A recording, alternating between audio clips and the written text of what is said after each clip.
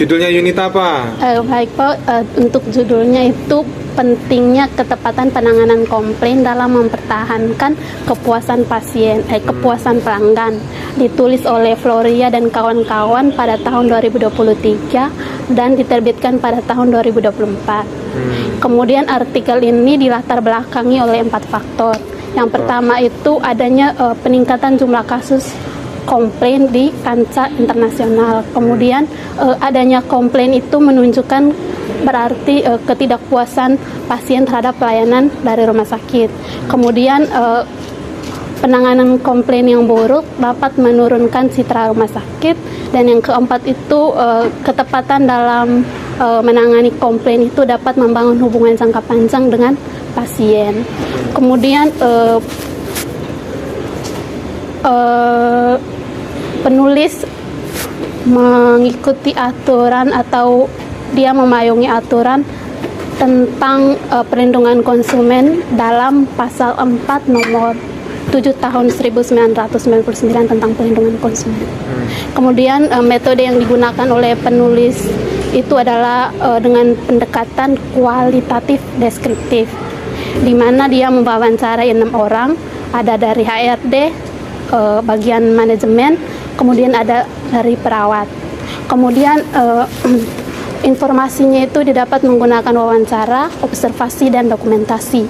Untuk analisis datanya itu menggunakan analisis tematik, di mana analisis ini adalah mengidentifikasi, mengatur, dan mengelola informasi dari data untuk menghasilkan tema atau pola makna, di mana sumber datanya itu dari dokumentasi, wawancara, dan observasi.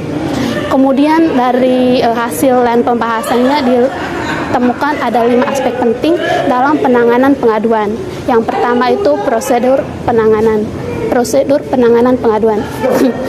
Di mana diawali dengan prosedurnya itu diawali dengan pencatatan keluhan, kemudian keluhannya divalidasi, dan yang ketiga itu keluhannya dibawa di dalam rapat mingguan. Kemudian yang kedua itu cara menangani keluhan. Caranya itu petugas mendengarkan penjelasan dari yang melakukan keluhan, yang kemudian petugas meminta maaf, dan yang ketiga itu petugas mencari solusi. Kemudian temuan yang ketiga itu bahwa keluhan di rumah sakit itu keterlibatannya untuk semua karyawan di rumah sakit itu dapat mempengaruhi, seperti yang dijelaskan Pak kemarin, itu ada mempengaruhi manajemen, terus bagian yang menangani itu seperti customer service, dan yang bersangkutan misalnya dokter atau perawat. Dan temuan ketiga itu melakukan pelatihan tentang pengaduan, di mana pelatihan yang dilakukan itu adalah cara menangani pengaduan atau keluhan, di mana melakukan service excellent atau pelayanan yang prima, dan pelatihan komunikasi yang lebih baik lagi dari sebelumnya. Kemudian ada temuan yang keempat itu lama pengaduan, yang terdiri dari 3. Yang pertama itu sedang, keluhannya yang sedang. Durasi lamanya itu maksudnya lama penanganan pengaduan. Iya, itu terdiri dari tiga fase. Yang pertama itu ringan, di mana itu untuk waktunya itu kurang dari atau sama dengan 24 jam. Untuk yang ringannya itu kurang dari atau sama dengan 3 hari, dan untuk yang beratnya itu, yang keluhan beratnya itu kurang dari atau sama dengan 7 hari. Dan masalah utama yang ditemukan penulis itu karena adanya perbedaan pemahaman antara petugas dan pasien. Dan yang pemahaman mungkin apa yang dimaksudkan oleh petugas pesan yang dikirim lewat proses komunikasi ya oleh petugas disalahpahami oleh pasien dan keluarga pasien. Yang kedua itu karena masalah yang ditemukan oleh penulis itu karena adanya perbedaan bahasa yang memperlambat komunikasi yang efektif. Jadi ini kasusnya di mana ini? Untuk lokasinya tidak disebutkan. Iya. Oke. Itu saja. Kesimpulan besarnya itu? Iya Pak, kesimpulan besar. Yang paling mendasar menurutmu itu dari kesimpulan yang kamu sebutkan tadi itu yang paling mendasar yang harus diperhatikan oleh manajemen rumah sakit itu dalam rangka memperbaiki tata kelola pelayanan, konteksnya manajemen komplain itu apa? Yang paling mendasar menurutmu?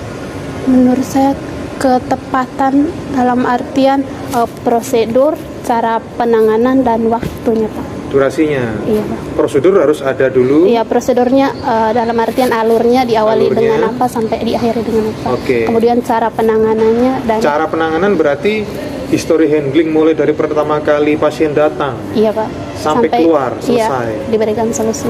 Oke. Terus durasinya, Iya, durasinya. satuan waktunya. Iya, Pak. Tergantung dari tingkatan berat dari komplainnya. Ada yang ringan, sedang dan berat. Ringan, sedang dan berat. Terakhir, bolehkah kasih contoh?